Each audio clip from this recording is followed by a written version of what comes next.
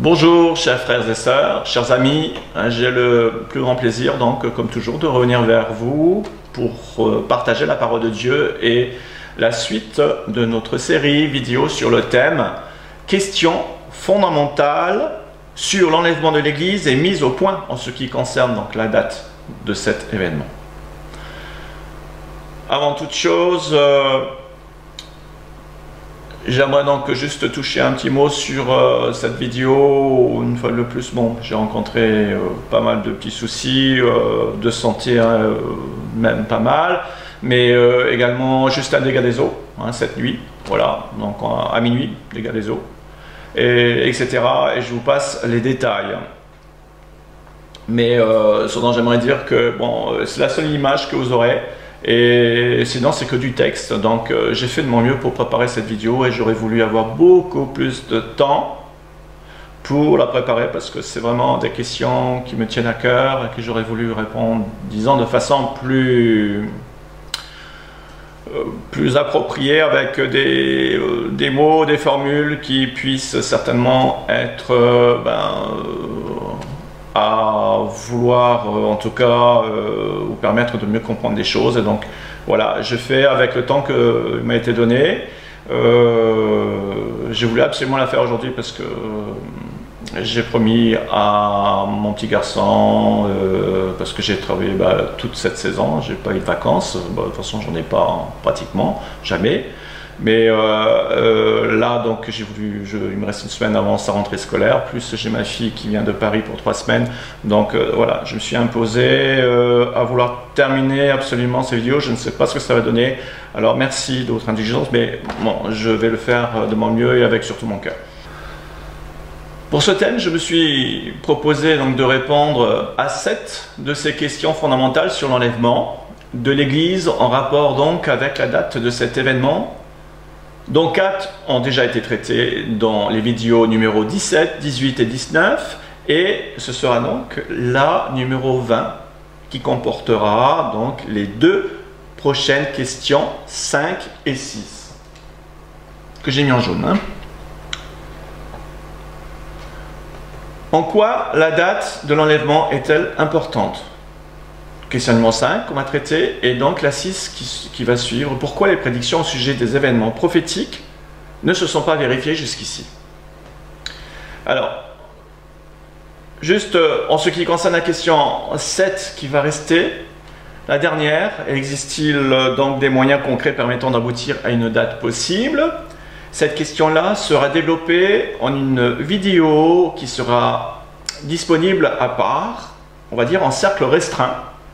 Sa diffusion ne sera donc pas publique, mais en mode privé, car destinée uniquement à ceux qui auront visionné entièrement les 4 vidéos de cette série et qui adhèrent au moins à l'idée que la date peut être révélée ou connue, puisqu'il en sera question dans cette vidéo, avec la conviction que cette fois-ci, eh bien, nous touchons au but, ou en tout cas, nous y serons plus que jamais prêts. Parce qu'il y a vraiment des éléments qui permettent de l'avancer.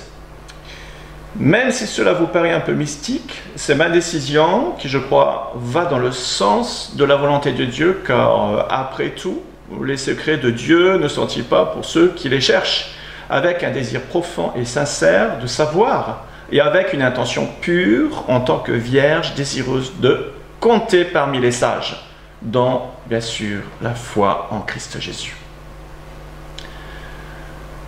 Et puis d'autre part, il y a bien un jour de Christ destiné à ceux qui seront prêts, on l'a vu. Il y a un jour du Seigneur qui vient comme un voleur, qui surprendra ceux qui ne seront pas prêts. D'où cette évidence qu'il n'est pas besoin de livrer les secrets de Dieu à ceux qui ne s'y intéressent pas et qui ne cherchent pas à l'être, qui ne cherchent pas à être prêts. Car nous avons bien vu leur réaction jusqu'à maintenant, où cette parole de Jésus s'est vue de nombreuses fois confirmée. Ne donnez pas les choses saintes aux chiens et ne jetez pas vos perles devant les pourceaux, de peur qu'ils ne les foulent aux pieds et ne se retournant, ils ne vous déchirent. Ce n'est évidemment pas la façon dont nous voulons traiter, ou que nous pensons, de ceux qui n'adhèrent pas Absolument pas, mais c'est souvent la réaction dont nous avons pu constater de quelques-uns d'entre eux. En tout cas, que moi j'ai pu constater hein, sur ma personne. Mais et certainement que beaucoup de sentinelles aussi. J'y reviendrai donc dans tout cela pour cette vidéo 7. J'y reviendrai donc en fin de cette vidéo pour ceux qui sont intéressés. Alors, il y a plusieurs choses à dire sur l'importance de la date, donc de la question numéro 5. Déjà, commençons par la notion de ce qu'on peut dire, enfin, de ce qu'on peut appeler de notion de relativité d'une chose que l'on considère importante. Quelle que soit l'importance d'une chose, si tant est qu'elle le soit, son degré d'importance sera toujours en fonction de chaque individu, car l'échelle de grandeur est évaluée en fonction de sa priorité aussi. Par exemple, plus la chose désirée est vitale, ou plus elle comporte une valeur sentimentale ou rationnelle, ou plus même elle répond à un besoin précis, urgent, et par conséquent, plus on lui accordera une attention particulière, et proportionnellement sera notre engagement. Il y a d'autres paramètres, bien sûr, à tenir compte d'une évaluation, dans l'évaluation de la valeur d'une chose.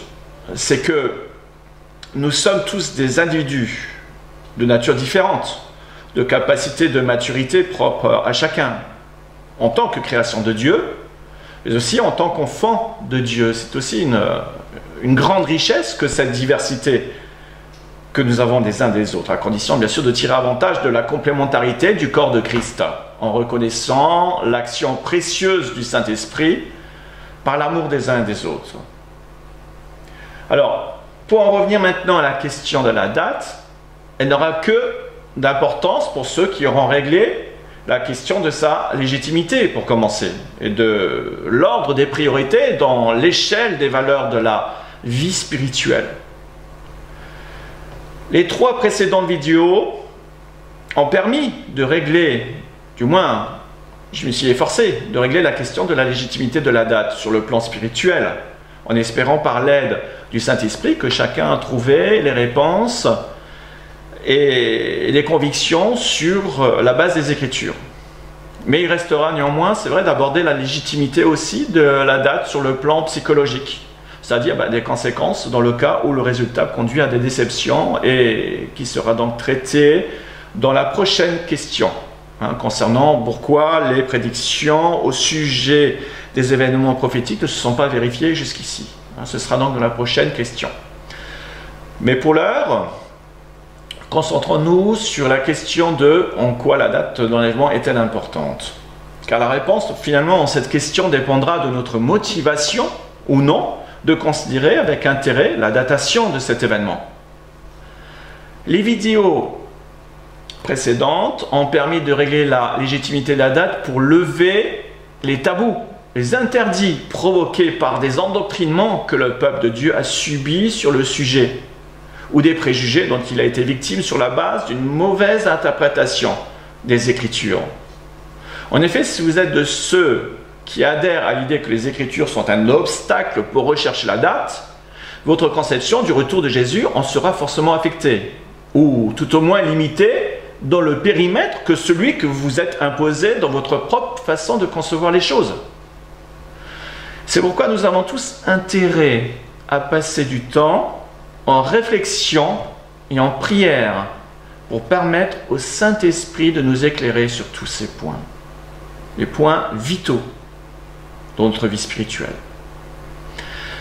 Sachant également ceci, que si le diable a concentré ses efforts pour décrédibiliser la doctrine de l'enlèvement, il paraît évident qu'il en fera tout autant pour que la datation soit remise en cause. N'est-ce pas ce que nous avons pu constater dans la vidéo 2 de cette série, avec la suppression des mots-clés dans les traductions les plus courantes, en vue d'influencer l'interprétation de tous les versets qui mentionnent le jour et l'heure de l'enlèvement. On l'a vu ça. N'est-ce pas là une raison de plus pour considérer cette date avec une attention particulière, faisant partie des mystères de l'enlèvement, comme nous l'avons vu, tel qu'un trésor, précieux, au moins proportionnellement à l'acharnement que le malin déploie à tout faire pour nous en éloigner, ou nous faire croire le contraire. Il reste encore à évaluer l'importance que l'on veut bien accorder à cette date dans l'ordre des priorités, mais qui dépend en fait du parcours spirituel de chacun, en s'attachant par la grâce du Seigneur à trouver aussi un équilibre pour éviter des débordements et manquer de sagesse. Alors, en effet, combien même nous sommes invités à sonder les choses cachées, c'est encore le Seigneur seul qui peut les révéler et nous en donner des convictions. Et il n'y a pas de plus grande sagesse que celle, bien sûr, de Dieu pour estimer ce qu'il y a de meilleur pour chacun, selon notre disposition de cœur, de notre maturité dans la vie spirituelle aussi. Tout est une question donc d'équilibre avec Dieu, car il ne veut pas que nous soyons dépendants d'une date, mais de Jésus, seul, et dont l'amour consiste dans Jean 4, verset 9, que Dieu a envoyé son Fils unique afin que nous vivions par lui et pour lui. Ça, c'est le plus important. Examinons maintenant quelle est la stratégie, ce que je l'ai mis là, voilà. Quelle est la stratégie ou la manipulation de l'ennemi pour nous ravir notre espérance, pour tenter de nous ravir l'espérance. J'ai noté trois stratégies de l'ennemi, qui sont, vous allez voir, c'est pas rien, c'est important de les reprendre.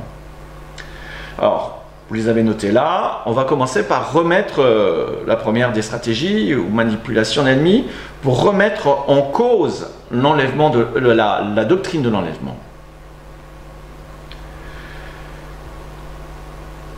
Beaucoup de pasteurs, malheureusement, enseignent que l'enlèvement est un mythe. Et je peux vous dire qu'ils montent dans leur collimateur. Mais, comment dire, il est intéressant de noter que s'ils me font grief d'avoir trop de zèle pour dénoncer leur fausse doctrine, ils m'en veulent tout autant, sinon plus encore, lorsque j'annonce une date. L'une des plus grandes preuves que nous sommes dans l'apostasie généralisée, qui a été prédite donc par les apôtres, caractéristique même de cette fin des temps, c'est de constater que beaucoup de dénominations aujourd'hui, chez les évangélistes notamment, qui soutiennent ouvertement que la doctrine de l'enlèvement de l'Église est une pure fiction. C'est grave. Encore dernièrement, j'étais sidéré par ce que je lisais, par l'un de mes nombreux opposants, que je ne citerai pas parce que je n'ai pas envie de me rabaisser à leur pratique, à leur façon courante de faire, mais c'est juste pour vous montrer leur position sur la question du retour du Seigneur. En reprenant ces propos mot pour mot là, que j'ai écrits, disent-ils, Jésus ne reviendra pas, écoutez bien, Jésus ne reviendra pas pour résoudre tous les problèmes, mais il attend que son corps, l'Église donc, agisse sur terre et que toute chose soit restaurée pour revenir. En référence, disent-ils, à Actes 3, 19, 21. Alors, franchement, pour affirmer de telles choses, soit ils n'ont rien compris aux prophéties bibliques, ou soit ils ont supprimé toutes les prophéties de la fin des temps. C'est-à-dire pas loin de la moitié qui annonce le jour de l'Éternel, le jour du Seigneur, la 70e semaine de Daniel et tout l'Apocalypse. C'est franchement grave. Deuxième stratégie.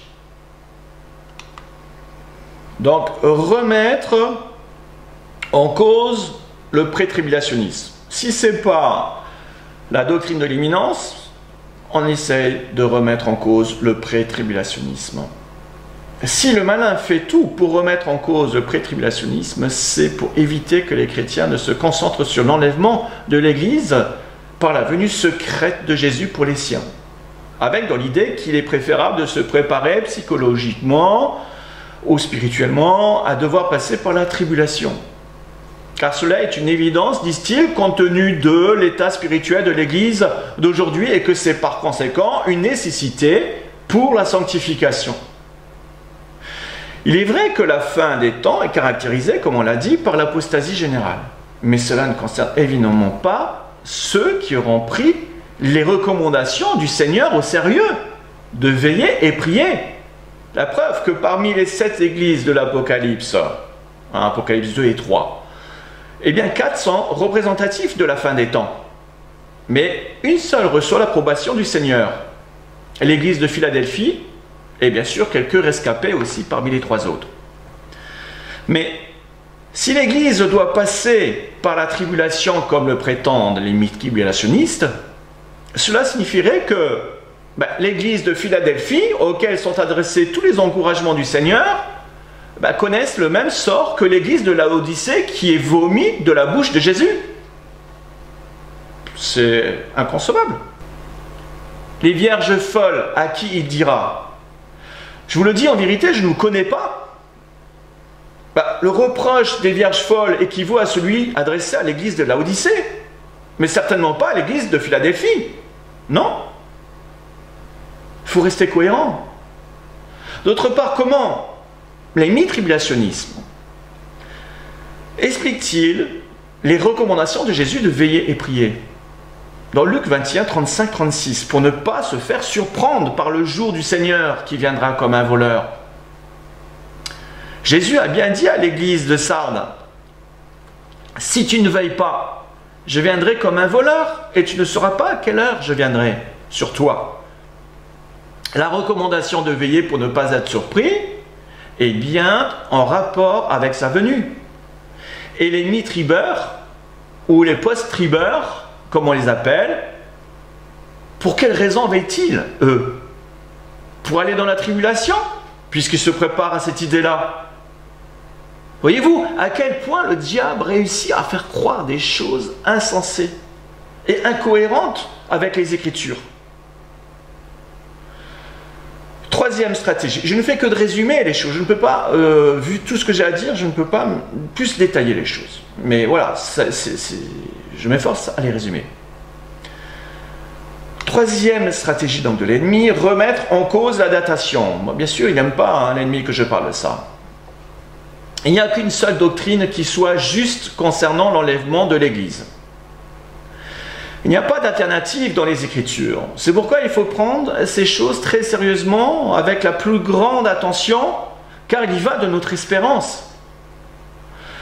Et donc, quand les chrétiens s'appliquent enfin à croire à la saine doctrine des Écritures en rapport avec l'enlèvement de la doctrine du pré-tribulationnisme, sans quoi elle ne s'appellerait d'ailleurs pas espérance bienheureuse entre nous, dans Tite 2. Eh bien, même dans ce cas-là, quand ils y croient, l'ennemi a trouvé le moyen encore de jeter le trouble parmi cette catégorie-là de chrétiens.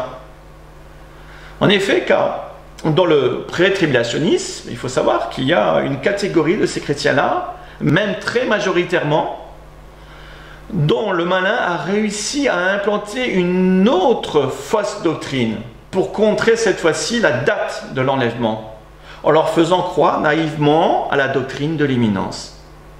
En ce sens que le Seigneur viendra d'une manière inopinée, sans savoir, à n'importe quel moment il peut venir.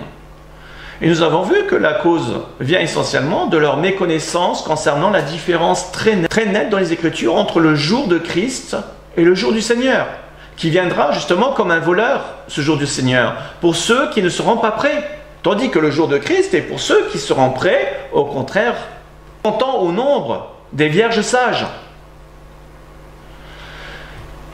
Il faut aussi insister sur une autre nuance, de la différence à faire entre la doctrine de l'imminence et l'imminence du retour de Jésus au vrai sens du terme. Vous voyez, c'est important les termes et les nuances qu'il faut donner aux choses. Les nuances sont très très importantes. J'ai noté ça ici pour vous. Et voilà, c'est juste pour y passer, pour survoler. Alors, la doctrine de l'imminence, dans le sens que Jésus peut revenir à l'improviste, eh bien, donc, sans le savoir, avec l'effet de surprise. Ça, c'est égal jour du Seigneur, parce qu'ils voilà, ils croient que le jour du Seigneur, c'est le jour où le Seigneur va revenir enlever son Église. Eh bien, c'est qu'ils n'ont pas compris la différence avec le jour de Christ. Donc, c'est la raison pour laquelle ils disent que le Seigneur va venir à l'improviste qu'on ne sait pas. Oui, c'est vrai qu'ils ne seront pas pour ceux qui ne seront pas prêts. C'est vraiment précisé. C'est cette nuance-là qu'il faut faire. Et l'imminence du jour de Christ, au vrai sens du terme, signifie que justement, que les signes visibles et les prophéties accomplies nous permettent d'affirmer que sa venue est imminente. Ça, c'est le jour de Christ. Cependant, il faut bien insister sur ce point que le fait de croire en la doctrine de l'imminence, donc dans le premier cas, ne remet pas en cause l'enlèvement, hein, surtout pas, mais peut le compromettre par manque de préparation. C'est différent. Le fait de croire à la doctrine de l'imminence, comme on va le voir d'ailleurs, a son importance. Mais elle peut aussi compromettre le manque de préparation. Nous allons voir tout ça. Mais conclusion donc de ces trois stratégies de l'ennemi, ils sont malheureusement nombreuses les victimes de fausses doctrines, entre ceux qui sont farouchement opposés à l'enlèvement de l'Église et ceux qui placent cet événement dans une chronologie, on va dire, erronée de la fin des temps, considérant que les élus seront enlevés pendant la tribulation ou juste après la tribulation et avant Armageddon. C'est pourquoi, si Dieu le permet, je m'efforcerai de faire une vidéo, comme je l'ai déjà dit, j'aimerais bien, en tout cas, sur l'importance du pré-tribulationnisme, avec tous les arguments bibliques favorisant cette doctrine qui est fondamentale, qui est vraiment très importante. Parce qu'il y a, je ne sais pas pour combien de chrétiens, peut-être plus que la moitié, qui n'y croient pas. Et ça, c'est dramatique. Ce que je voulais rajouter aussi, donc, c'est que toutes ces victimes-là, de ceux qui ne croient pas donc, à l'enlèvement, ou ceux qui ne croient pas au pré-tribulationnisme, ou ceux qui croient fortement à la doctrine de l'imminence alors qu'elle n'a plus lieu d'être, sont autant de chrétiens potentiels qui peuvent devenir à leur tour persécuteurs contre les chrétiens qui croient justement à l'imminence du retour de Jésus au vrai sens du terme, comme ce fut le cas pour Élie, c'est-à-dire quand il a eu la révélation du jour de l'enlèvement. Hein? Tous ceux qui donc se sont opposés aux prédictions de septembre 2015 se retrouvent dans l'une de ces catégories-là que nous venons de relever. Tandis que parmi ceux qui ont cru, certains ont changé leur position parce que, oui, ils ont douté lorsque la prédiction s'est avérée ne pas être celle qu'on attendait à cause de la pression qu'ont exercé justement tous ces chrétiens-là de toutes ces catégories précédemment citées. Et qui, eux, du coup, se sont vus réconfortés dans leur fausse position. Nous y reviendrons dans la prochaine question. Alors, voyez-vous, entre ceux qui ne croient pas à l'enlèvement ou au pré-tribulationnisme, et maintenant ceux qui adhèrent aussi à la doctrine de l'imminence, eh bien, tous ceux-là sont des opposants qui s'acharnent à l'idée même que l'on puisse annoncer une date. C'est tous ces gens qui sont dans cette catégorie-là qui va s'opposer à l'idée que l'on puisse annoncer tout simplement une date. C'est évident. Et si le malin est derrière tout ça, ce n'est pas pour rien. Voilà, donc j'avais un petit souci de PowerPoint que j'ai résolu. J'étais complètement perdu dans tous ces PowerPoint et donc ça n'allait pas du tout, c'était pas conforme avec ce que j'avais préparé. Donc j'ai retrouvé le bon. Pouvons continuer sur les véritables raisons pour lesquelles l'ennemi donc s'acharne sur la doctrine de l'enlèvement et de la date. Alors avec la première raison, voilà, que j'ai noté ici, ça y est, j'y suis. Première raison, elle est toute trouvée, hein, puisque nous n'ignorons pas ces desseins. Nous savons que les esprits mauvais œuvrent pour détruire et perdre les armes. Et j'ai même noté donc tout ça là, donc pour ravir notre espérance, ravir notre joie et privilège en tant que position élevée de l'Église, et détruire et perdre les âmes. Donc c'est pourquoi donc, les apôtres nous ont avertis des temps difficiles qui nous attendaient en cette fin des temps aussi. Hein. Je vous ai mis ce passage là, on ne va pas le lire entièrement, mais alors sache que dans les derniers temps, il y aura des temps difficiles car les hommes seront épris d'eux-mêmes, aimant l'argent, vin, orgueilleux, etc. Donc voilà. Les derniers jours sont, comme nous le constatons, très mauvais parce que la séduction et l'immoralité sont à leur paroxysme. Et l'apostasie sévit sous toutes ses formes. Et l'un des meilleurs moyens encore pour nous préserver, c'est de prendre connaissance des dangers qui existent. Et pour nous motiver, donc, de persévérer, c'est d'alimenter aussi ou entretenir notre assurance dans l'espérance bienheureuse, qui est le jour de Christ. Sachant également ceci que plus les jours sont mauvais, plus nous approchons de la fin, et plus il apparaît aussi que nous sommes dans l'imminence de son retour. Du moins pour autant que nous veillons et prions dans ce but. Hein, c'est seulement quand on le réalise pleinement que nous sommes dans l'imminence que oui, il y a plus de combats, parce que l'ennemi voit bien que l'on est et qu'on prend conscience de la venue de Jésus. Mais le Seigneur est avec nous et il nous donne cette joie et cette force d'aller jusqu'au bout. Et donc c'est pourquoi l'effort de notre ennemi aussi consiste de tout faire pour remettre en cause la doctrine de l'enlèvement, ou à défaut d'en s'en prendre à la date. La deuxième raison de l'acharnement de l'ennemi, voilà, c'est l'espérance de l'enlèvement, j'ai mis. Eh bien la réponse tient certainement dans le fait que l'espérance de l'enlèvement de l'Église constitue la motivation par excellence dans la persévérance du chrétien de plaire à Dieu. Et même que la date de l'enlèvement va contribuer fortement à trouver le courage et la détermination pour nous appuyer sur la grâce de Dieu afin de tenir ferme dans cette espérance et même d'avancer, on va dire, dans la confiance de Dieu dans ces derniers jours dans lesquels nous sommes. En effet, voici ce que Jean, d'ailleurs, exprimera au sujet de notre attente en Jésus. Et ça, on va le lire, c'est très important, on va le lire même entièrement. Bien-aimés, nous sommes à présent enfants de Dieu, et ce que nous serons n'a pas encore été manifesté, mais nous savons que quand il sera manifesté, nous serons semblables à lui, parce que nous le verrons tel qu'il est, et quiconque a cette espérance en lui, nous était dit, se purifie lui-même comme il est pur, comme lui-même est pur.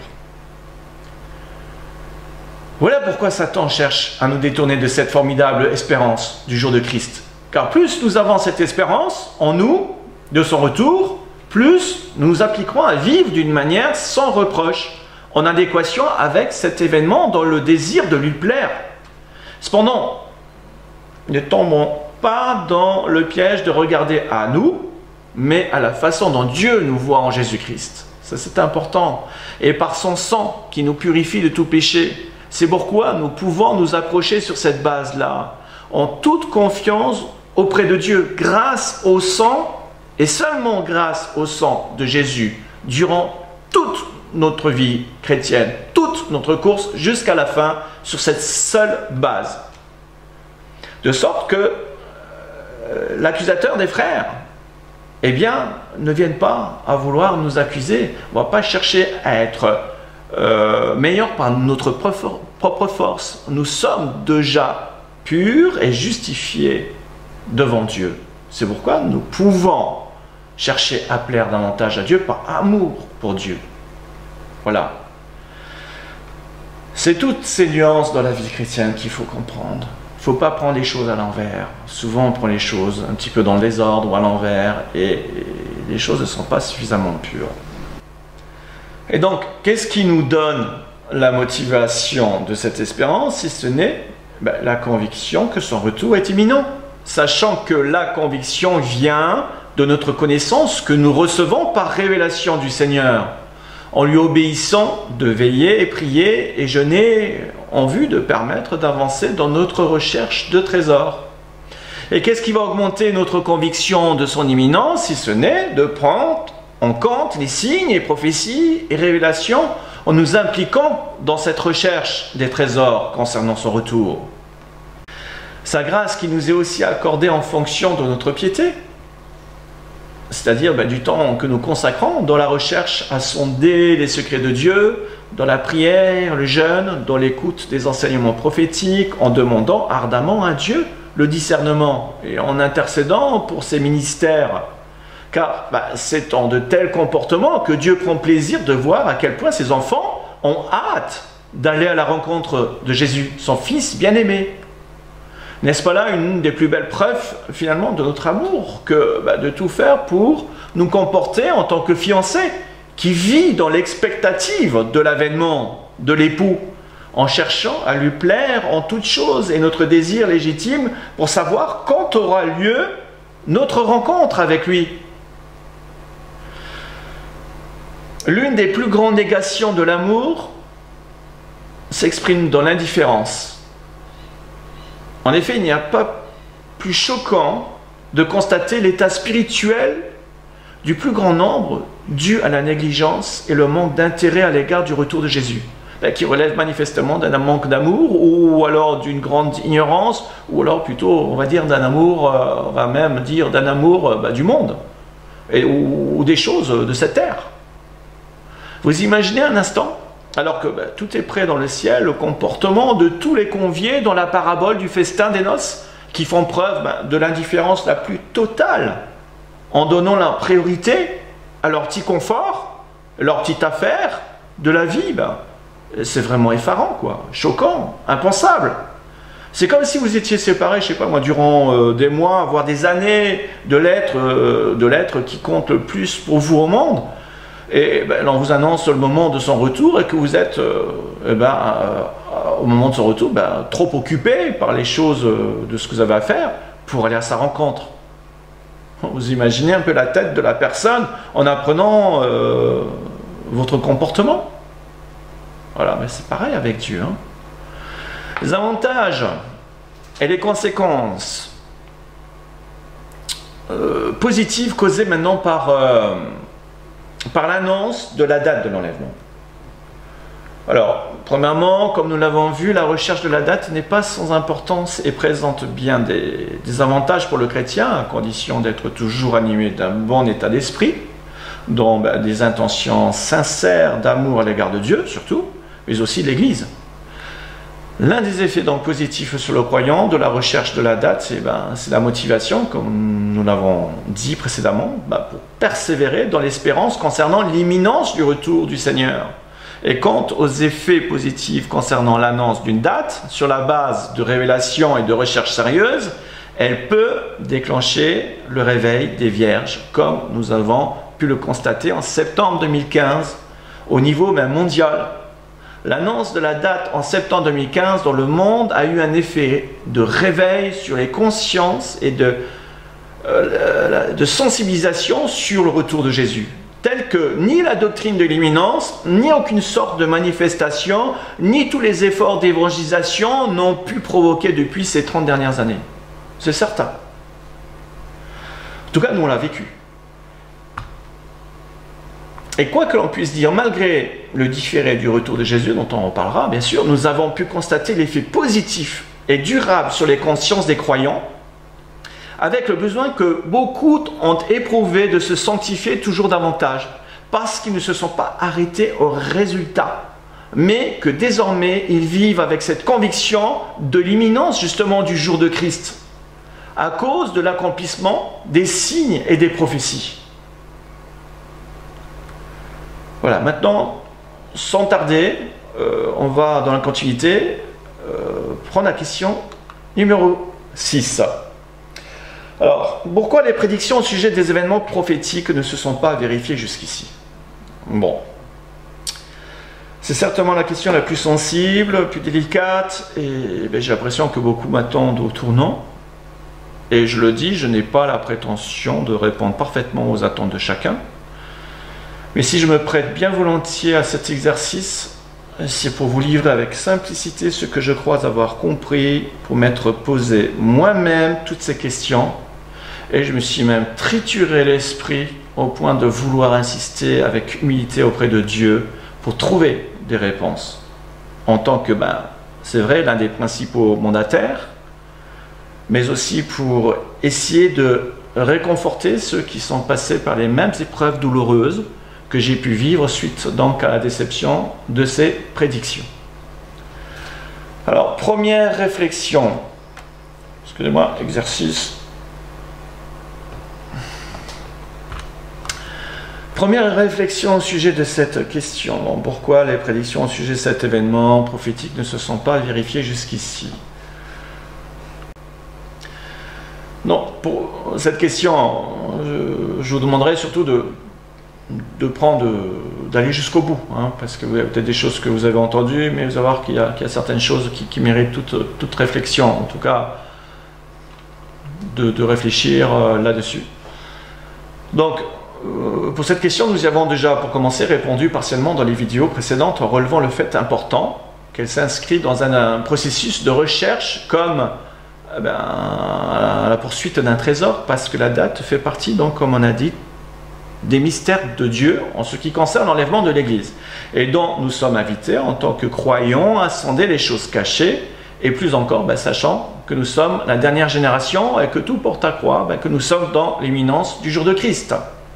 Mystère d'autant plus grand que ces choses ne seront révélées qu'à une partie des chrétiens, pour autant qu'on lui accorde notre foi et une attention égale à l'événement qu'il représente, en considérant le privilège de ceux qui seront au bénéfice de cette révélation en temps voulu, bien sûr par Dieu, comme un effet de sa seule grâce, grâce du Seigneur.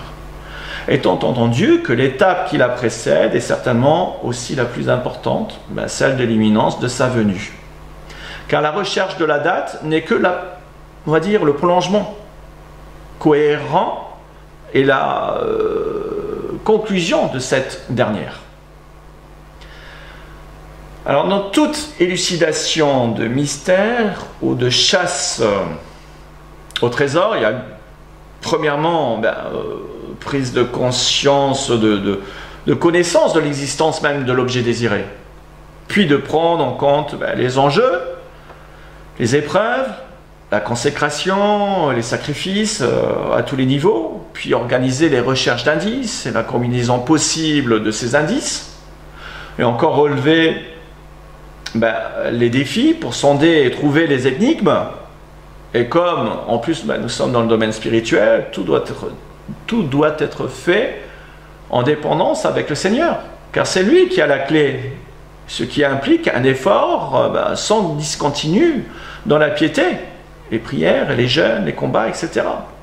Cela peut prendre évidemment des années, comme ça a été le cas en tout cas pour moi, des années de labeur et sacrifices, parfois des souffrances à cause de tous les obstacles et oppositions à surmonter. Autant dire que le risque de rencontrer des échecs n'est pas nul dans notre quête à cause du facteur humain qui n'est pas négligeable. Et d'un autre côté, nous avons toujours la motivation que plus nous sommes dans l'imminence, plus la connaissance par révélation augmente, selon Daniel 12,5. Deuxième raison que j'ai mis là, voilà, c'est ce que nous allons voir. La prédiction de la date a été considérée par la majorité des chrétiens de la mauvaise façon, sur le plan prophétique, j'entends bien.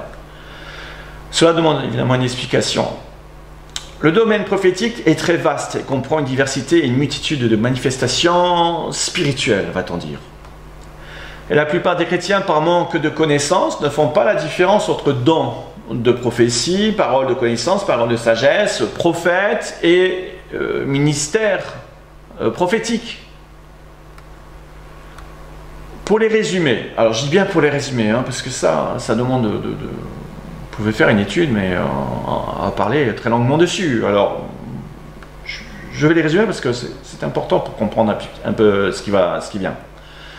Le don de prophétie aux paroles prophétiques, le don de prophétie est une inspiration ou révélation de Dieu pour exprimer la pensée ou les intentions divines en vue de son accomplissement plus ou moins proche dans le temps. La parole prophétique, elle est on va dire, une prophétie qui peut être donnée à n'importe quel enfant de Dieu occasionnellement.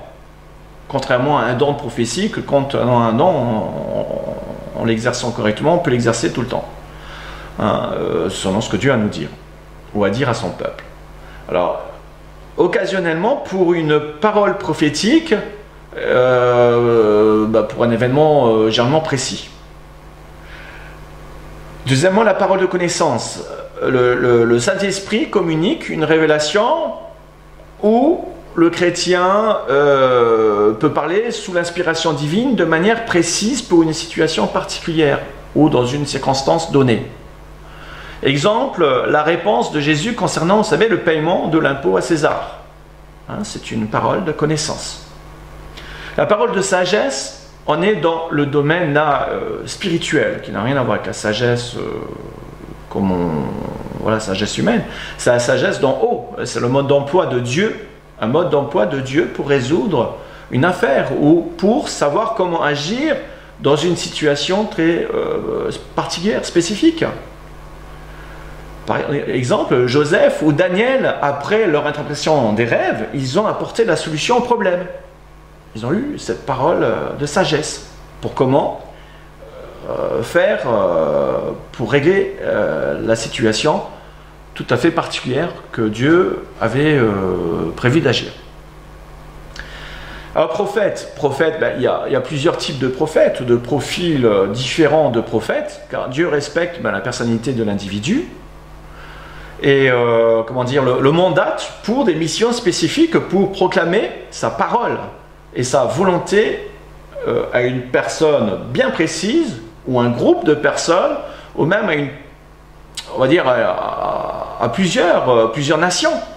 Une nation ou plusieurs nations quand il s'agit d'annoncer par exemple les choses qui doivent arriver avant qu'elles ne s'accomplissent.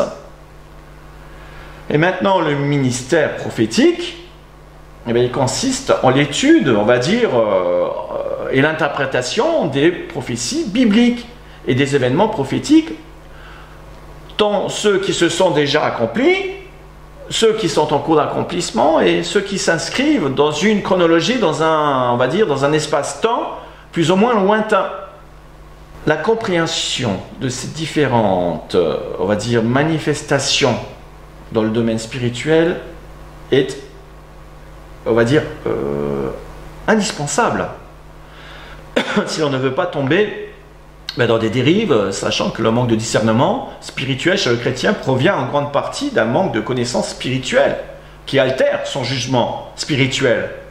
Combien indispensable dans notre marche, dans notre choix, dans nos relations, surtout en cette fin des temps. Si par exemple les chrétiens qui m'avaient jugé sur le résultat de mes prédictions avaient pris en compte cette différence notoire entre l'appel d'un prophète et mon ministère prophétique, ils n'en seraient pas venus à se rendre coupables de leur jugement spirituel. En effet, je ne me suis jamais présenté en tant que prophète en aucune manière, mais toujours en sentinelle dans le cadre de ma fonction du ministère prophétique. Or là, je souhaiterais attirer votre attention également sur un autre point dans le domaine prophétique là.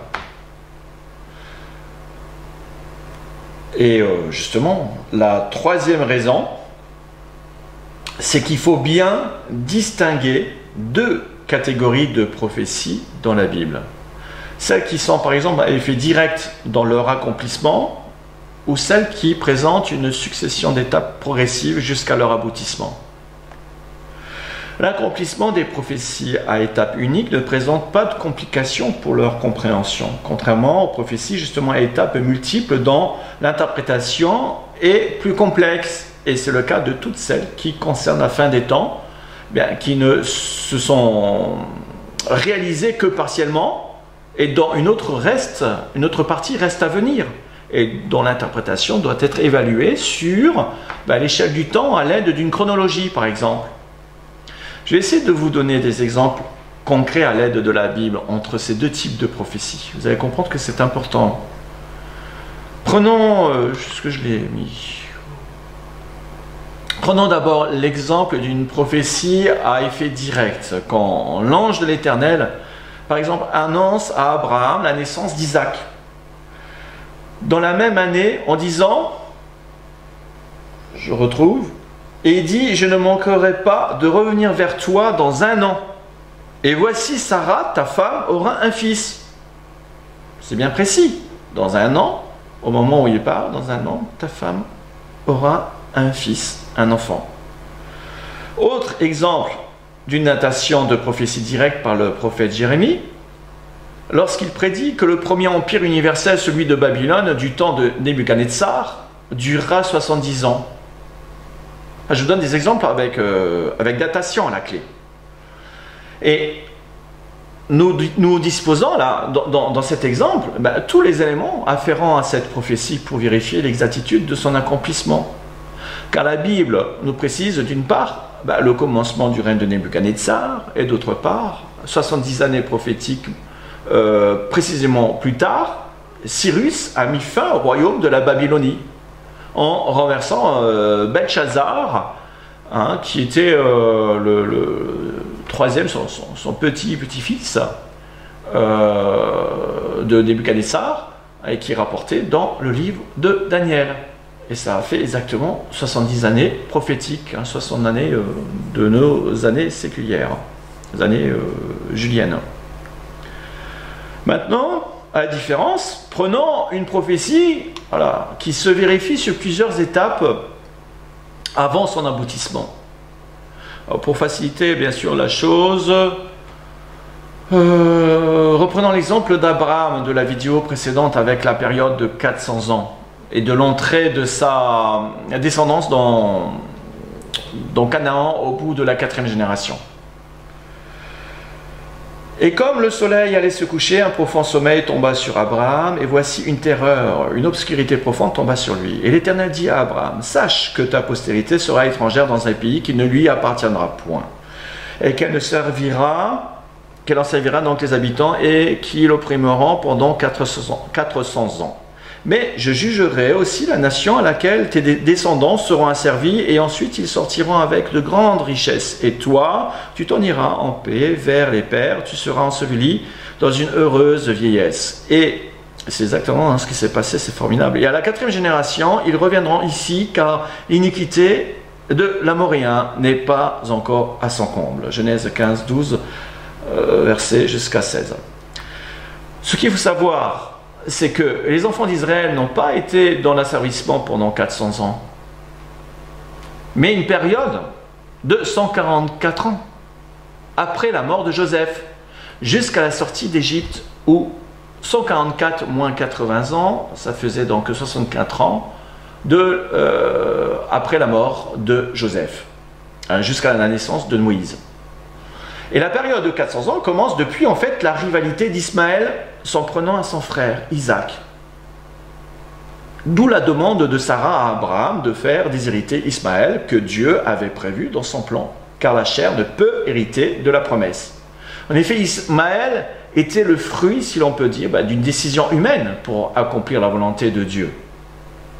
Puisque ça venait de Sarah qui avait proposé à sa servante d'aller vers Abraham pour avoir un fils. Alors que Isaac, lui, est l'enfant légitime parce qu'il est le fruit de l'esprit, par l'initiative de Dieu, pour accomplir sa volonté souveraine.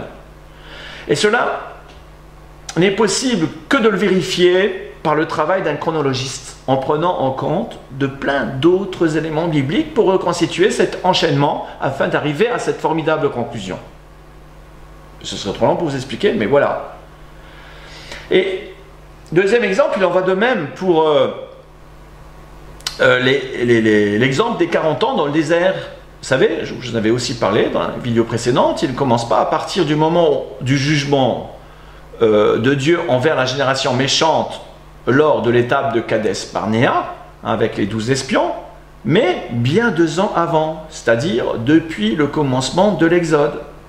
Il faut bien faire cette différence donc entre un oracle venant de Dieu par la bouche d'un prophète pour un accomplissement direct, c'est-à-dire sans étape intermédiaire, comme pour les 2 premiers exemples qui ne laissent aucune place à l'erreur, c'est vrai, mais contrairement à l'interprétation d'une prophétie biblique comprenant plusieurs étapes, jusqu'à son accomplissement, qui, elle, peut avoir besoin de réajustement pour sa pleine compréhension, parce qu'elle nécessite beaucoup de recherche et qu'elle s'étale dans le temps.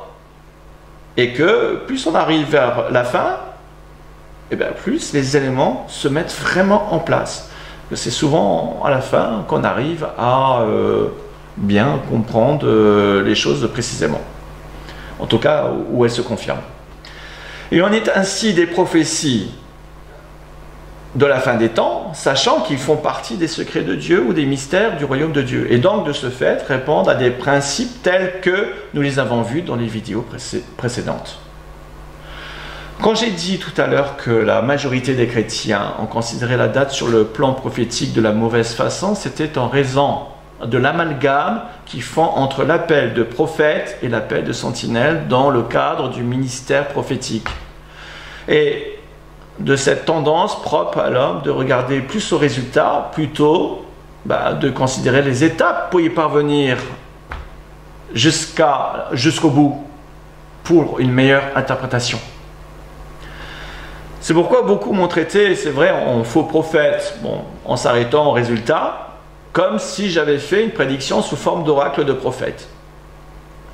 Et ce n'est pas faute d'avoir à plusieurs reprises expliqué cette différence avec mon ministère prophétique, qui, je le répète, pour ne pas devenir une pierre d'achoppement pour certains, eh bien, ce ministère consiste en une étude eschatologique, c'est-à-dire en une interprétation des prophéties bibliques de la fin des temps.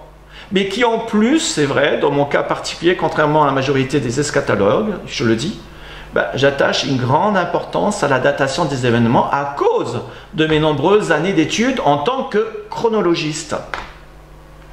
Je ne sais si je me fais bien comprendre, mais la plupart des eschatologues ne sont pas chronologistes. Et de ce fait, ils ne vont pas s'aventurer de dater un événement prophétique ou faire des prédictions hasardeuses à moins d'avoir connaissance de certains éléments. Sinon, ils n'ont pas à le faire. Alors que le chronologiste, eschatologue, est pour lui chose courante d'attribuer une date à l'événement correspondant. Et c'est lui qui sera plus à même d'estimer si tel événement peut aboutir à une datation, ce qui bien sûr ne lui donne pas plus le droit de faire n'importe quoi. Alors je ne suis pas en train de vous dire non plus que mon ministère prophétique est plus important qu'un autre, certainement pas, parce qu'il y a de remarquables spécialistes en la matière, comme le docteur Pierre Gilbert, pour lequel j'ai une admiration, et dont je me suis beaucoup inspiré de ses travaux.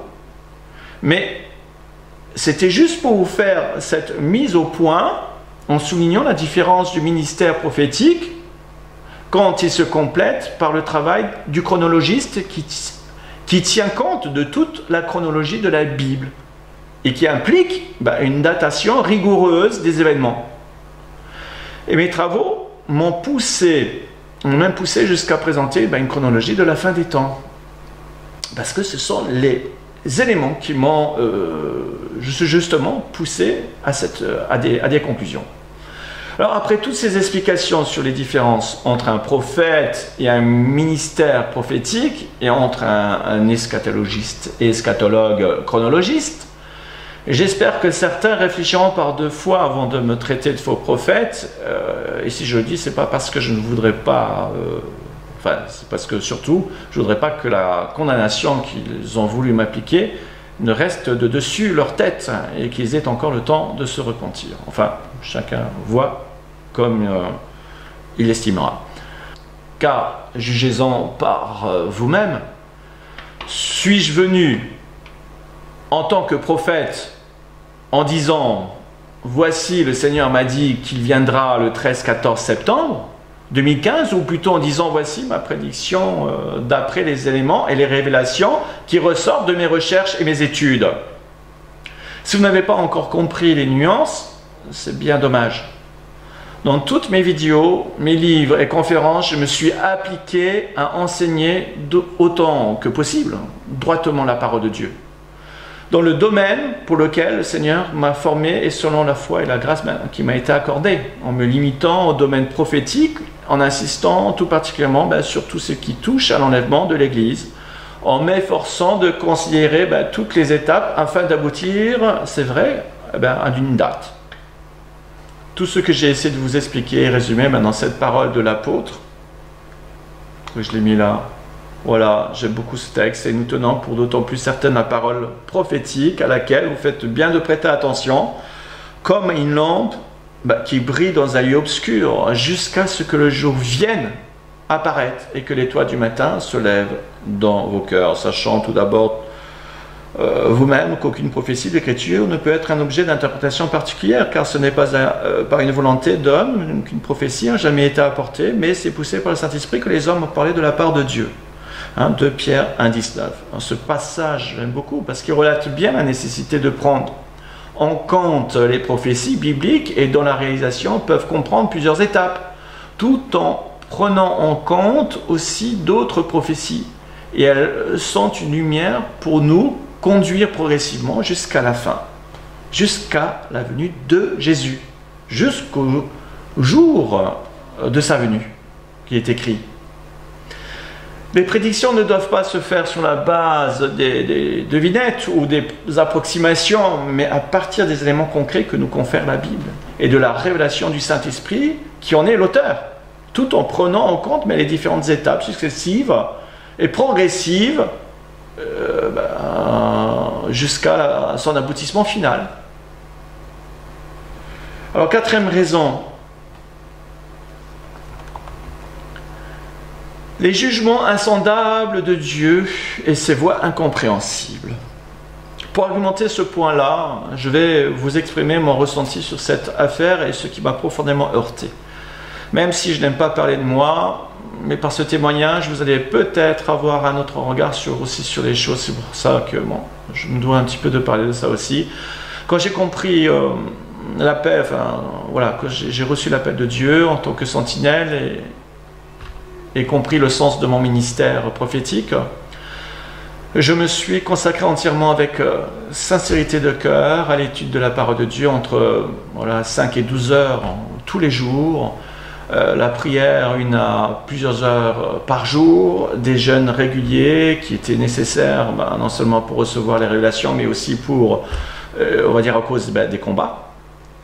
Et il n'était plus possible pour moi d'assurer la gestion de mon entreprise à cause de l'empiètement de mon ministère qui exigeait de moi une consécration totale. C'est à ce prix-là, et puis même tout le reste, je n'ai pas raconté, mais que j'ai dû tout vendre et avec toutes les difficultés que ça entraînait, mais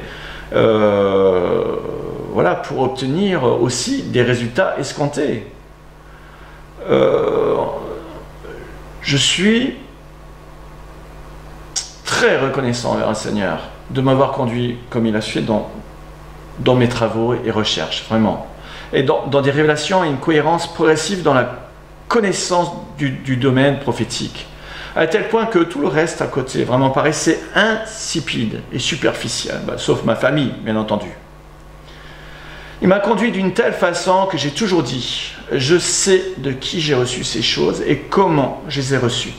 Et si je vous fais ces révélations me concernant, c'est non seulement pour glorifier Dieu, mais aussi pour que vous compreniez combien était grande ma confusion, ma souffrance lorsque l'enlèvement n'a pas eu lieu en septembre. Car non seulement j'avais reçu des révélations sur la fin des temps, dans les douleurs des combats, pour ne pas m'enorgueillir, j'étais continuellement dans des situations difficiles, et c'était nécessaire que je passe par là, pour que le Seigneur me fasse voir ce qui était vraiment essentiel et surtout que mes intentions restent pures et que mon désir soit celui de partager les choses pour que les autres reçoivent ces choses, tout simplement pour être un canal. Et à cause des nombreuses aussi oppositions par lesquelles j'ai eu à faire face, mais surtout que j'avais ardemment prié le Seigneur pour qu'il m'arrête que si je n'étais pas dans son plan. mes prières étaient régulièrement, Seigneur, arrête-moi. Seigneur, montre-moi. Seigneur, si je ne suis pas dans ce que tu es en train de me faire voir, vraiment montre-moi d'une manière ou d'une autre. Alors oui, avec du recul, je suis persuadé qu'il a exaucé mes prières et que j'étais dans son plan.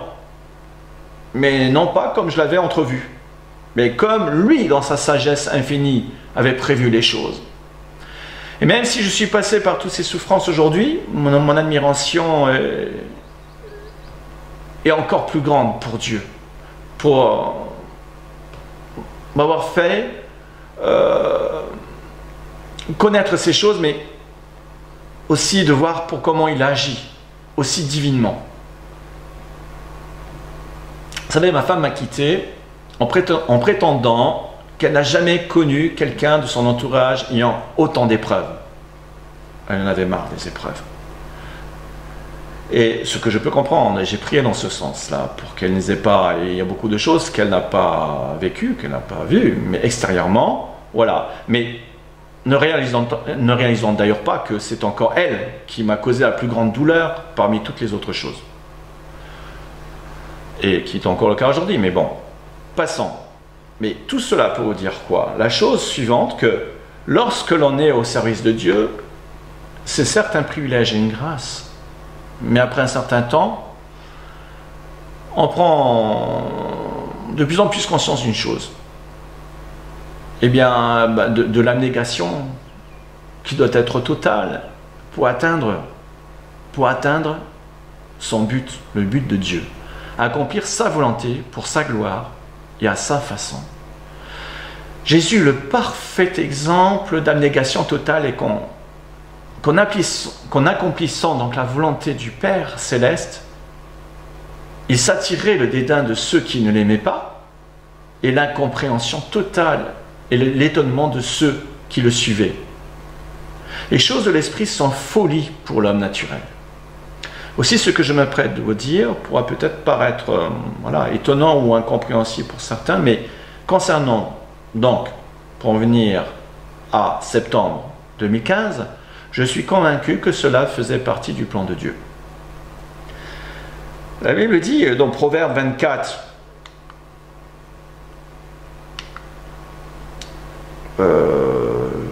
oui, voilà, je l'ai mis là. C'est l'Éternel qui dirige les pas de l'homme. Mais l'homme peut-il comprendre sa voie? Autrement dit, tout est pour lui, même le résultat lui appartient. Ce n'est pas notre résultat qui compte, c'est son résultat. Bon, autant possible que notre résultat soit le sien, mais voilà, Dieu n'est pas obligé que de tout nous révéler. Et d'ailleurs, on ne comprendrait pas forcément tout. Quand je vois qu'il me faut passer autant de temps pour comprendre une chose, c'est pas étonnant qu'il ne peut pas nous révéler certaines choses. Dieu vise un but autrement plus élevé que notre façon limitée de voir les choses. Autant les cieux sont élevés au-dessus de la terre, autant mes voix, dit Dieu, sont élevées au-dessus de vos voix, mes pensées au-dessus de vos pensées. Alors après les événements, je me suis remis fortement en question devant Dieu pour chercher sa direction, surtout de comprendre, pour savoir quelle était ma part de responsabilité dans cette affaire. Pour ce qui est de demander pardon ou de se repentir, moi je le fais tous les jours, car Dieu est saint.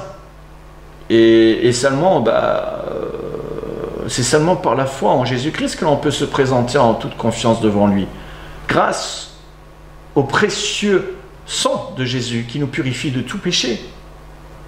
Gloire à Dieu. C'est pas à nous. On ne peut pas venir sur notre base à nous. Pas parce que Dieu est amour, Dieu est amour parce qu'il nous a donné son Fils. Voilà, et bien sûr avec la foi, que celui qui s'approche de Dieu croit que Dieu existe, etc. Mais quand on se livre à un examen de conscience, et c'est ce que j'ai fait en cherchant ma part de responsabilité, je me suis rendu compte et rappelé que c'était la dernière chose à faire à cause de l'ennemi, qui, dans ce moment-là, n'a qu'un but, c'est de vous culpabiliser à mort. Il était donc impératif pour moi de m'en remettre entièrement à Dieu pour son jugement afin qu'il me convainque par son esprit. C'est pourquoi Paul, ayant compris ces choses, on instruit tous ceux qui sont à servir dans le ministère, en rappelant les dangers de l'introspection.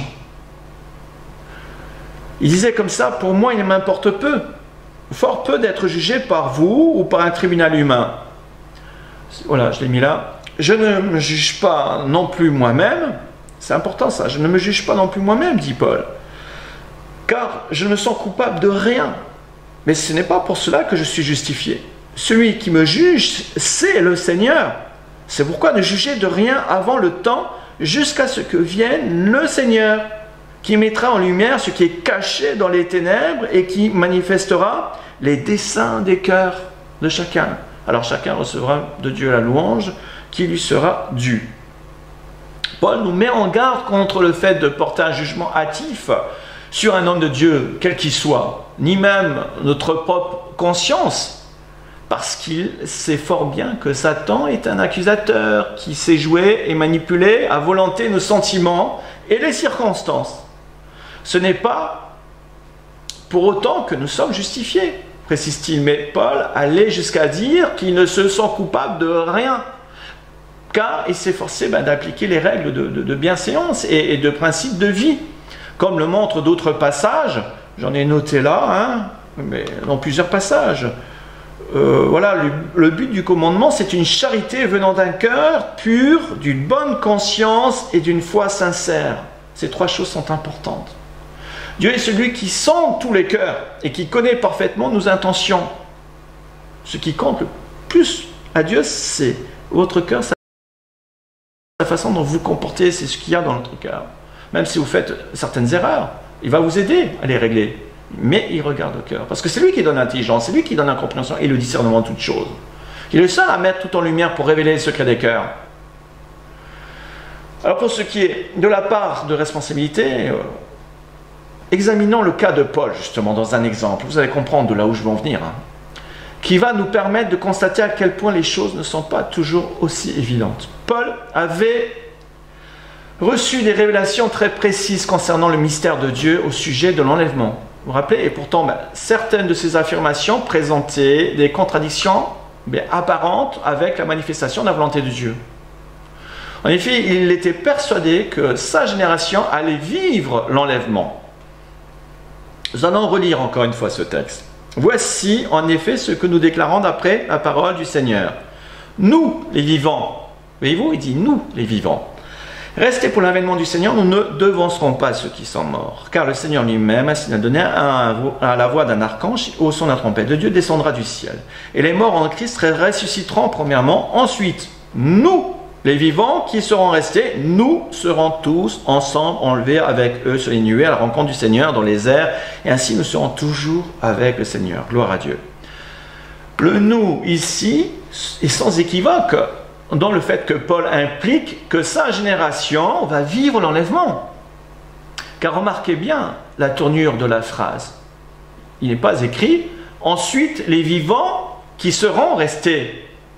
Mais ensuite, nous, les vivants, qui serons restés. Bien sûr, aujourd'hui, on serait moins enclin à dire que Paul s'est trompé. D'ailleurs, c'est le cas en apparence dans sa déduction.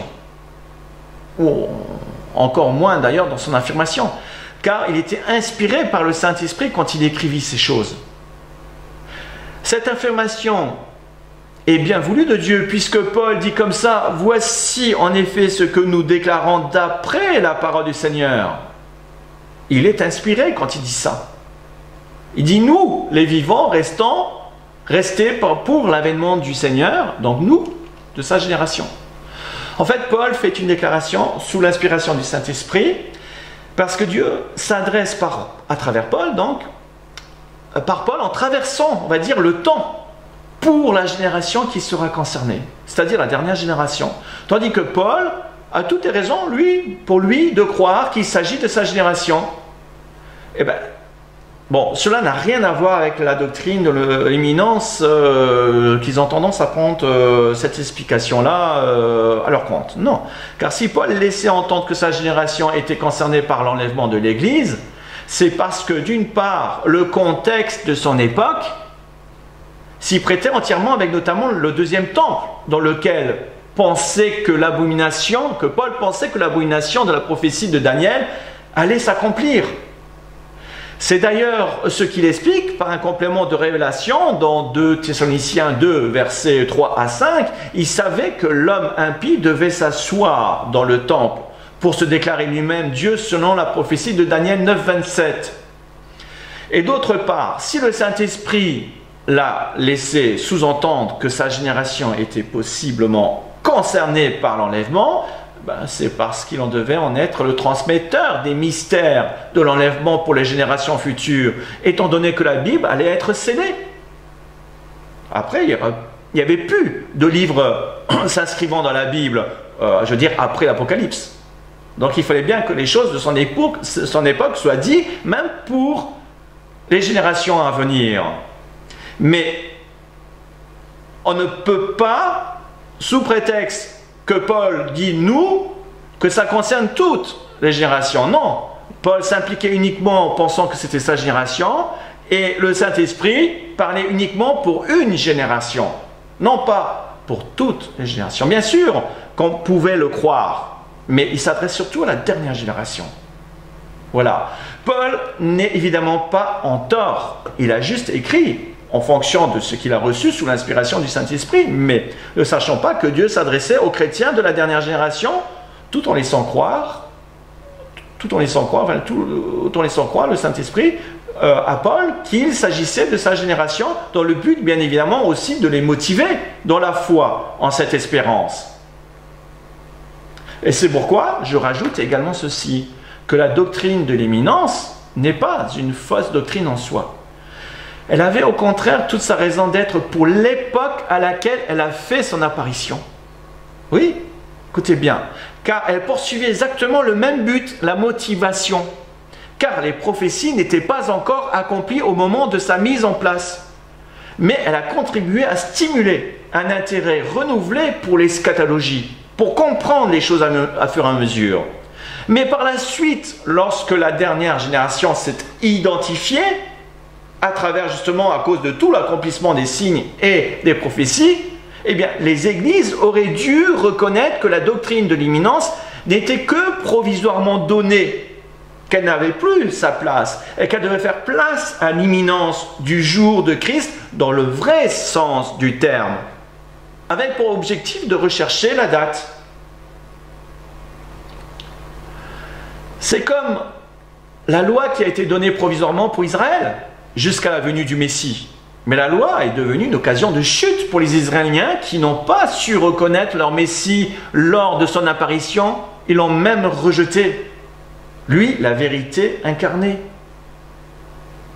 a été donnée provisoirement jusqu'à ce que vienne le Messie. Mais ils n'ont même pas reconnu Messie tellement qu'il donnait l'importance à ce qui était, oui, une chose importante, mais provisoire, qui n'avaient pas compris le sens des choses. Alors pour en venir à la part de responsabilité dans cette affaire, Paul n'est évidemment coupable en rien. Il s'est contenté d'avancer en comptant pleinement sur le Seigneur, étant appelé et mandaté par lui.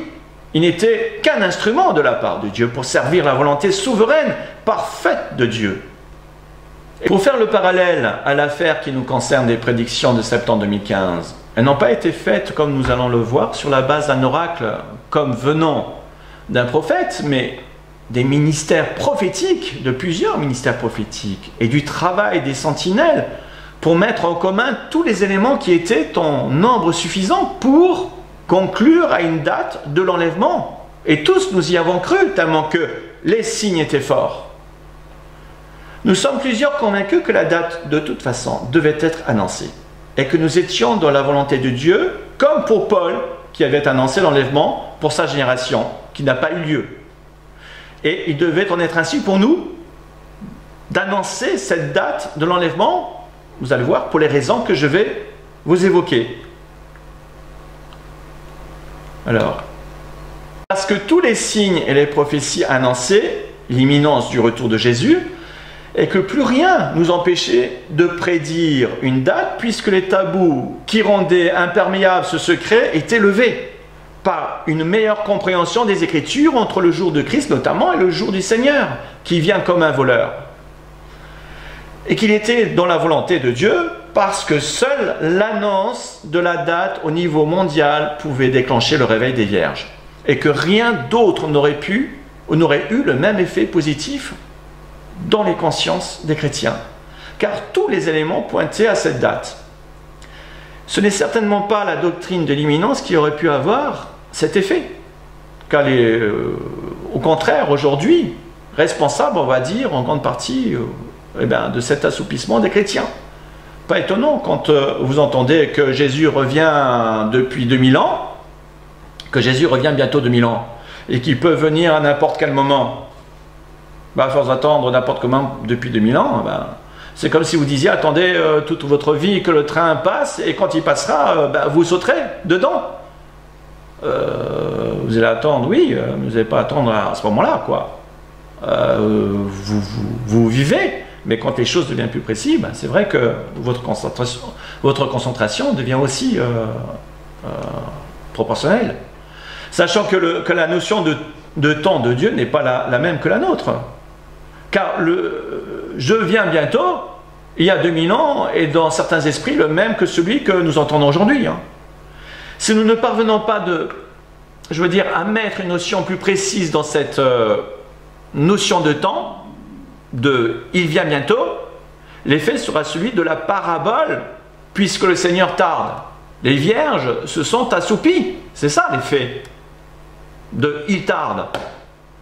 C'est pourquoi il fallait un réveil que seule la date pouvait provoquer dans les consciences des vierges. Deuxièmement, je reste persuadé que nous avons fait tout ce que nous devions faire et que nous étions dans la volonté de Dieu. Et que par là, il a atteint ses objectifs, car non seulement il y a eu un vrai réveil des vierges, mais en plus l'état de tous les cœurs des croyants ont été révélés au grand jour, pour savoir si nous aimions vraiment le Seigneur et son retour. Ce que nous avons vécu à travers cette expérience douloureuse, les premiers chrétiens l'ont aussi vécu d'une certaine manière dans leur expérience en l'an 70, rappelez-vous, quand le deuxième temple et la ville de Jérusalem furent complètement détruits. Et avec eux, tout espoir d'être enlevé pour leur génération s'est vu complètement anéantir parce que tous les éléments prophétiques réunis pour le retour de Jésus ont disparu avec la destruction de Jérusalem. Savoir le temple et surtout plus de Jérusalem, c'est-à-dire qu'il fallait attendre que Jérusalem se reconstruise pour que les prophéties s'accomplissent. Ça, ils l'avaient compris. Et donc, ils ont aussi, à ce moment-là, eu beaucoup à en pâtir, ils ont eu beaucoup à souffrir. Alors, Abraham fut mis à l'épreuve quand Dieu aussi demanda en offrande Isaac, son fils légitime. Le peuple d'Israël fut mis à l'épreuve dans le désert.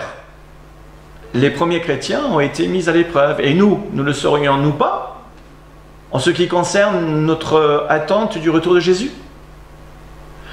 Après ce qui vient d'être dit, peut-on considérer que septembre 2015 soit une fausse prédiction? Je dirais plutôt une prédiction non accomplie par rapport à nos attentes, mais conforme au plan de Dieu. C'est une nuance, non un jeu de mots, mais une nuance à faire, pas un jeu de mots. Car nous avons fait ce que nous devions faire, selon ce qu'il nous a été donné de connaître, avec les éléments que nous avions. Et pas d'erreur manifeste, on ne peut pas conclure à une fausse prédiction. Ce qui ne nous a pas empêché malgré tout de demander pardon à Dieu et à ceux qui ont connu des déboires et des souffrances. Même moi, je reconnais ma part encore de responsabilité devant tout le monde et même devant Dieu. Je dis même, je ne sais pas, mais en tout cas je dis Seigneur, oui, je suis quand même responsable. Ce n'est pas pour me déresponsabiliser, c'est pas du tout, mais c'est pour essayer de vous faire comprendre que les parts de responsabilité dans une situation pareille, de toute façon, sans quoi, vraiment, je n'aurais pas pu continuer dans ma vie spirituelle. J'aurais été mis complètement à l'écart, ou par Dieu, ou même je n'aurais pas trouvé la force que de passer tout ce que j'ai passé, si le Seigneur ne m'avait pas relevé. En tout cas, c'est la version que je retiendrai, personnellement, même si elle ne fait pas l'unanimité, car de toute façon, quelle que soit l'explication, on ne pourra jamais contenter tout le monde, et encore moins les opposants déterminés. Et je vais vous faire une révélation concernant cette prédiction maintenant, parce que j'ai eu confirmation lors d'un échange avec mon ami Raymond, qui m'a dit exactement la même chose juste quelques heures après l'avoir reçu dans mon esprit. Nous sommes convaincus donc que la fête de la trompette est accomplie sur le plan prophétique pour l'Église lors de Rosh Hashanah du 13-14 septembre 2015, parce qu'elle préfigure le rassemblement et non l'enlèvement comme nous l'avions cru en septembre 2015. Je ne sais si c'est partiellement ou entièrement qu'elle s'est accomplie, mais pour moi, elle s'est accomplie ce jour-là, le 13-14 septembre 2015. J'en suis persuadé. Autre révélation qui nous a été confirmée dernièrement, c'est que l'enlèvement ne pouvait avoir lieu en septembre 2015 pour une raison qui m'a en tout cas complètement échappé. C'est à cause tout simplement du jubilé, dont nous sommes directement, plutôt indirectement concernés, puisque c'est une année de publication, une année de grâce pour les Juifs qui sont encore répartis dans toutes les nations, pour qu'ils aient une possibilité encore de se convertir. Et donc, comme ils sont dans toutes les nations, ça concerne toutes les nations aussi. Et que s'il y avait eu l'enlèvement, cela aurait conduit au chaos mondial durant le jubilé, ce qui est impossible, puisque contraire au sens même de l'observation de l'année du jubilé. Comprenez? Sachant que le jubilé a commencé le 24 septembre 2015, eh bien, c'est-à-dire le 10 de Tishri, l'enlèvement de l'Église ne pourra avoir lieu qu'après la fin du jubilé. Pas pendant, c'est impossible. C'est-à-dire après le 12 octobre 2016. Car le jubilé, donc, lui, doit finir aussi le 10 de Tishri de cette année. Donc, l'enlèvement ne pourra pas se faire avant, et dont le Rosh Hashanah est le 1er de Tishri. Voilà pourquoi l'enlèvement ne pourra pas avoir de toute façon aussi à Rosh Hashanah 2016. Et ce sera donc après. Alors, je ne vais pas continuer dans cette voie, mais je voulais juste finir là-dessus. Comment gérer sa souffrance maintenant suite à la déception? Alors, bon, bien sûr, c'est pas facile, mais à la suite de cette expérience douloureuse, nous avons été confrontés à la plus grande humiliation qui soit. L'incompréhension et le rejet de notre famille, de tout notre entourage, y compris de toutes les églises, qui auraient pu se préparer à cette situation, car notre souffrance a été à la hauteur de nos convictions et donc de notre déception. Le proverbe dit bien qu'un espoir différé rend le cœur malade. Chers frères et sœurs en Christ, consolez-vous avec le fait que nous sommes plus que jamais proches du but, car les souffrances que nous connaissons aujourd'hui ne sont certes pas minimisées, mais combien moindres qu'elles sont comparées à côté des persécutions de ceux qui vont passer par la tribulation. Soyons plutôt débordants de reconnaissance envers Dieu qui nous a gardés, et prions ardemment pour ceux qui vont rester afin que leur âme soit sauvée dans cette période de grands troubles et d'événements terribles. Parce qu'ils vont vivre d'une manière autrement plus difficile que tout ce que nous vivons actuellement. Les églises qui nous avaient préalablement rejetés étaient prêtes à nous accorder leur pardon en échange du reniement de nos convictions. C'est vraiment le cas de le dire. Et nous ont exigé sous leur pression des aveux publics devant reconnaître notre tort dans le seul but de servir leurs intérêts et de justifier leur position. C'est pour ça que je n'ai pas fait d'aveux publics juste simplement m'adressant à ceux qui ont souffert et non pas à ces gens-là. Eux, dont l'apostasie les a gagnés depuis longtemps. Eux qui ont pris en haine les vraies brebis du Seigneur. Il est vrai que sous la pression de l'ennemi et à cause de certaines églises apostates, certains ont renoncé d'y croire en faisant acte d'apostasie, en se rangeant du côté des oppresseurs. Quand on songe que les nombreux opposants sont, comme nous l'avons vu, tous ceux qui rejettent la doctrine de l'enlèvement, le pré-tribulationnisme et tous les adhérents de la doctrine de l'imminence, ce sont eux qui ont profité de l'occasion en nous reprochant d'avoir abusé de la vulnérabilité et de la foi des plus faibles, comme si nous étions responsables de leur manque d'enracinement en Christ et manque de persévérance et d'amour à l'égard de sa venue. C'est quand même un comble qu'on nous tient pour responsables de l'état spirituel des chrétiens qui sortent de leur propre église reflétant le manque de fondement qu'ils ont reçu par ces pasteurs. Ces églises voudraient rejeter la faute sur nous, des chrétiens faibles qui sont partis, qu'ils ont eux-mêmes engendrés par leurs faux enseignements et faisant d'eux des victimes d'abus de notre part. Et moi je rends grâce au Seigneur d'avoir gardé toutes ces brebis qui ont persévéré en nous rapprochant de lui par la communion de ses souffrances. Souvenez-vous de la parole que je vous ai dite, le serviteur, c'est Jésus qui parle. Le serviteur n'est pas plus grand que son maître. Et s'ils m'ont persécuté, ils vous persécuteront aussi. Et s'ils ont gardé ma parole, ils garderont aussi la vôtre. Jésus, lui aussi, fut maltraité par ses frères, par son entourage et par tous les Juifs. Et le gouvernement en place. Et il a souffert même jusqu'à la mort de la croix. Voilà, chers frères et sœurs, j'ai fini mon étude. J'ai fait avec ce que j'ai pu, voilà, ce que je peux, avec le temps qui m'a été donné. Je voulais juste revenir maintenant sur la question numéro 7, que je n'ai pas eu le temps de traiter, et dont je ne sais pas quand est-ce que je vais avoir le temps de la traiter, puisque je vais me donner un petit peu de temps maintenant de répit. Je vais essayer de le faire durant les 3 semaines de vacances de ma fille, mais j'ai promis à mes enfants de m'en occuper. Je vais le faire parce que j'ai vraiment un cœur. Mais ce que je voudrais dire, c'est que ceux qui voudront avoir la lecture de cette vidéo, je ne sais pas alors comment même m'y prendre, je ne sais même pas comment faire pour la mettre en privé. Donc je vais voir comment que ça se passe. Mais vous avez la possibilité de me contacter sur